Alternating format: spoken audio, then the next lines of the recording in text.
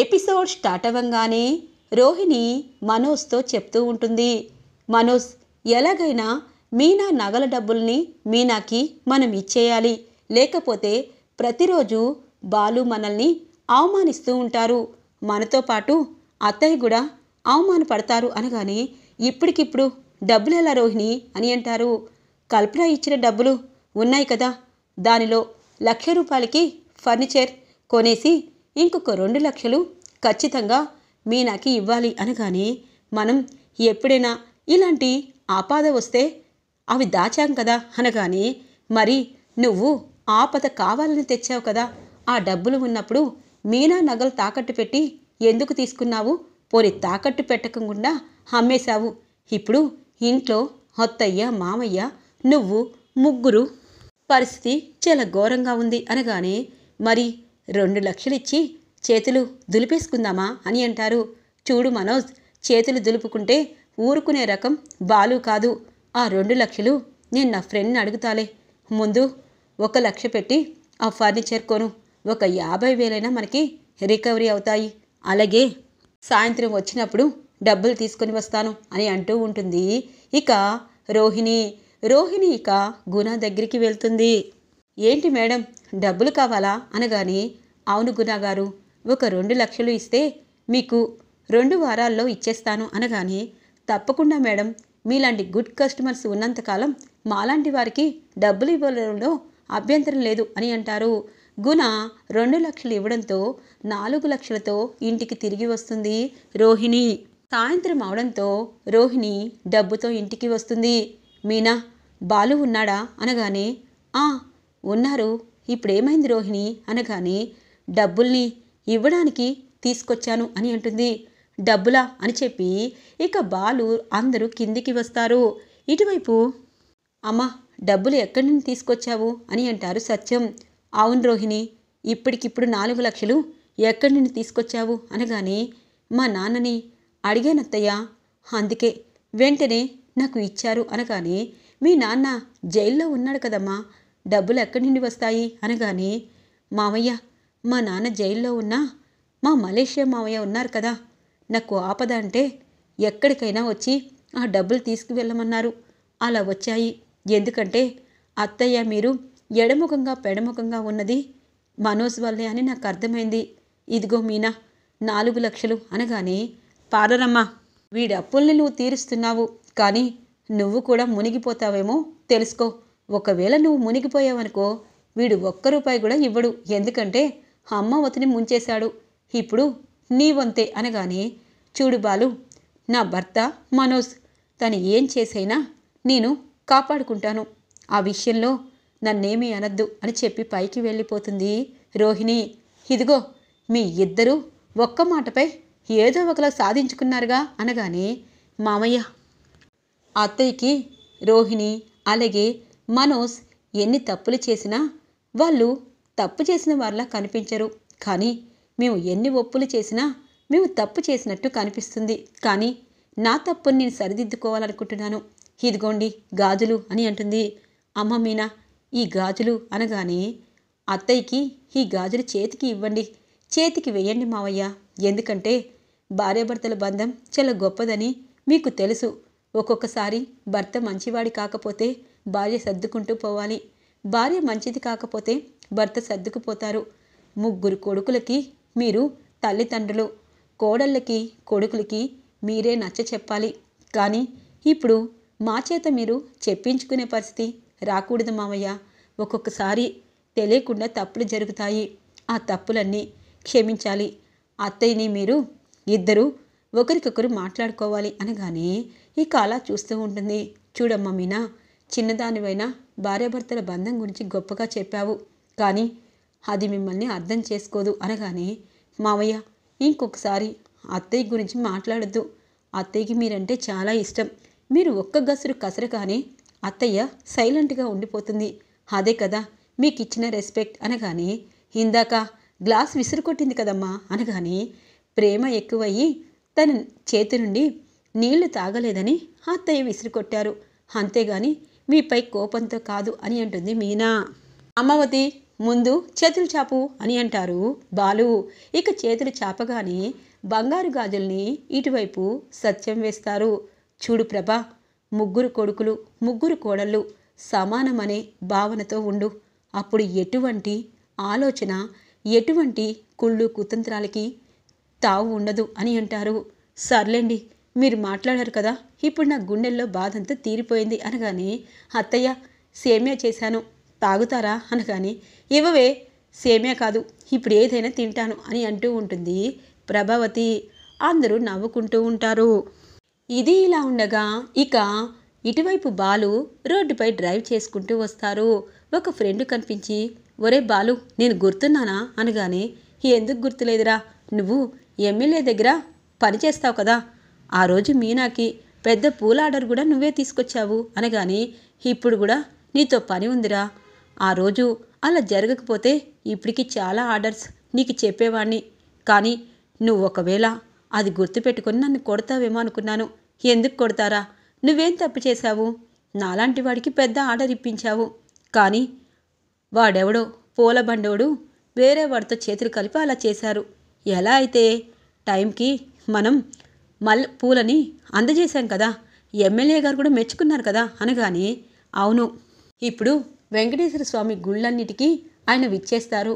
అక్కడ ప్రతి గజమాలని, ప్రతి గుడికి, అక్కడున్న గుడికి సంబంధించిన దేవాలయాలన్నింటికీ పూలు కావాలి.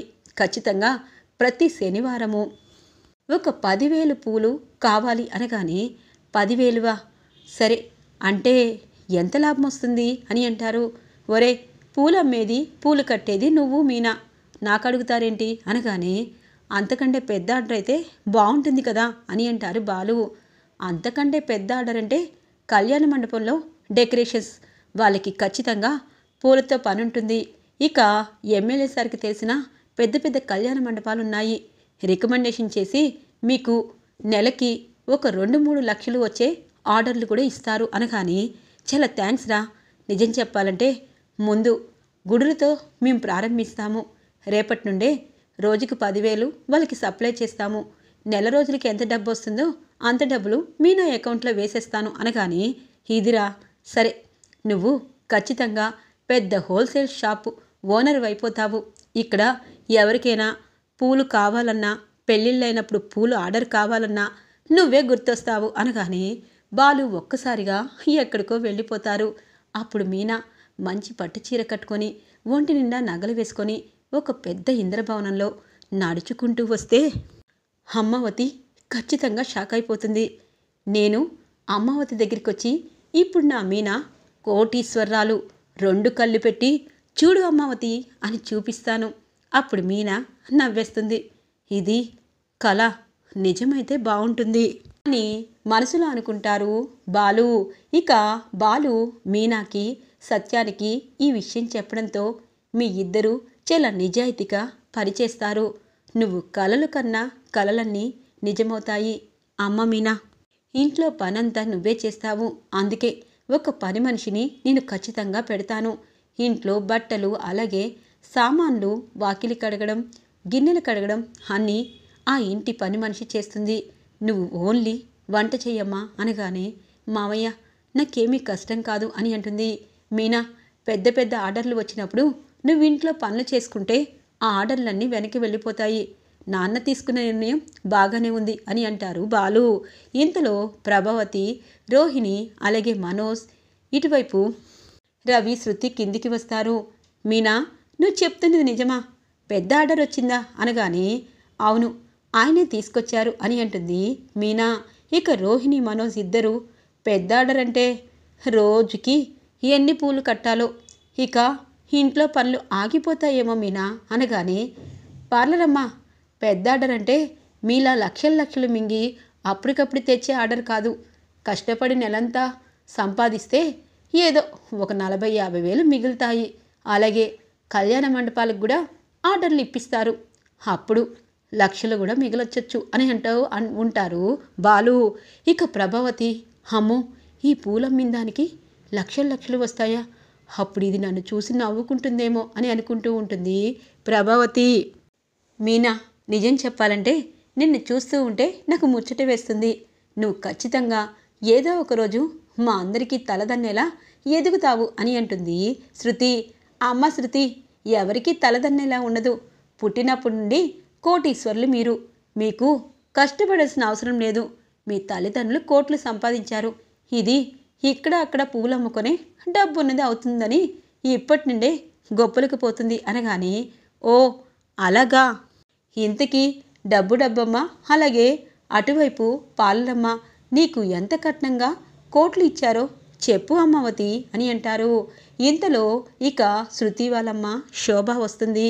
అవును, ఎన్ని కోట్లు ఇవ్వకపోయినా నేను 30 తులాలు బంగారం శృతికి చేయించాను అనగానే, వదినగారు మీరా, రండి రండి అనగానే, ఓ చేతులకి గాజులు వచ్చేసాయా అని అంటుంది.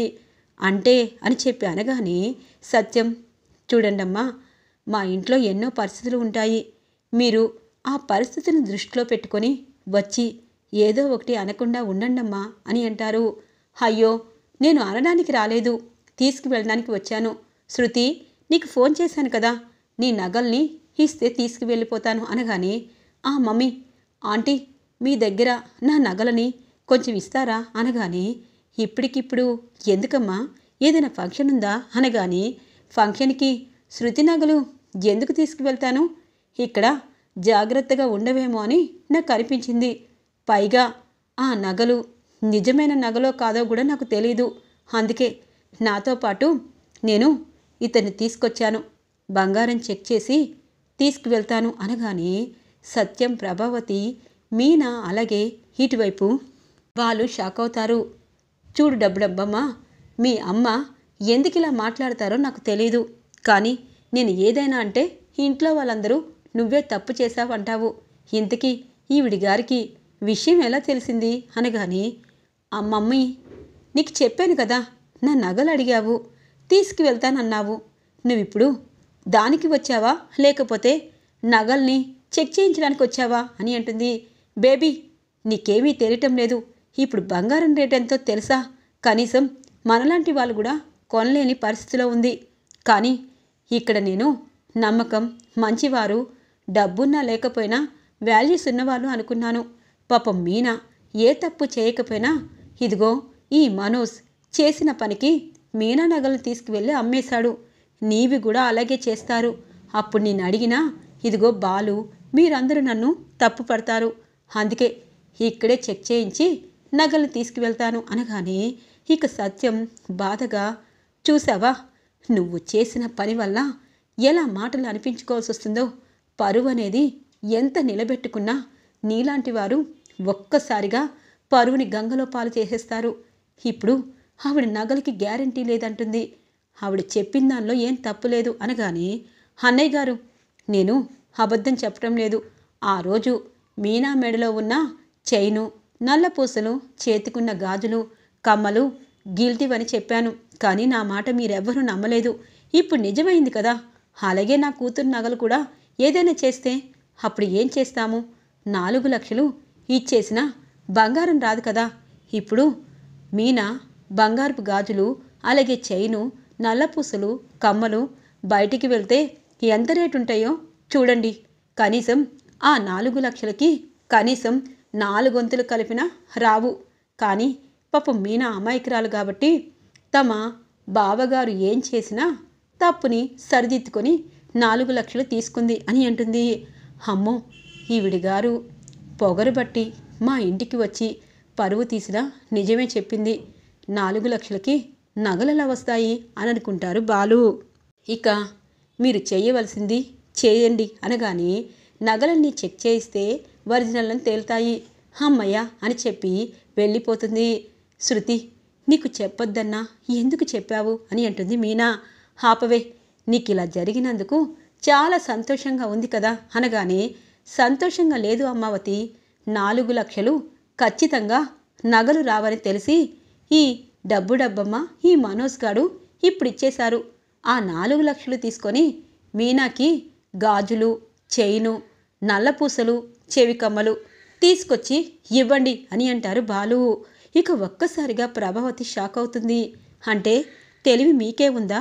అమ్ముకున్నప్పుడు 4 లక్షలే, ఇప్పుడు డబుల్కి డబుల్ అయ్యింది.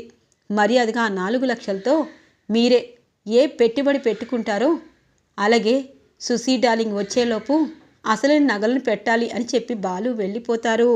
ఇక మీనా వాళ్ళ మావయ్యని చూస్తూ, మావయ్య గారు ఈ విషయాలన్నీ పక్కన పెట్టండి, ఎలా జరిగింది అలాగే జరుగుతుంది అని అంటూ ఉంటుంది. ఈరోజు రివ్యూ ఇలా ఇంట్రెస్టింగ్గా ఎండ్ అవుతుంది ఫ్రెండ్స్. రాబోయే రివ్యూ కోసం మా ఛానల్ని సబ్స్క్రైబ్ చేసుకోండి. Thanks for watching friends.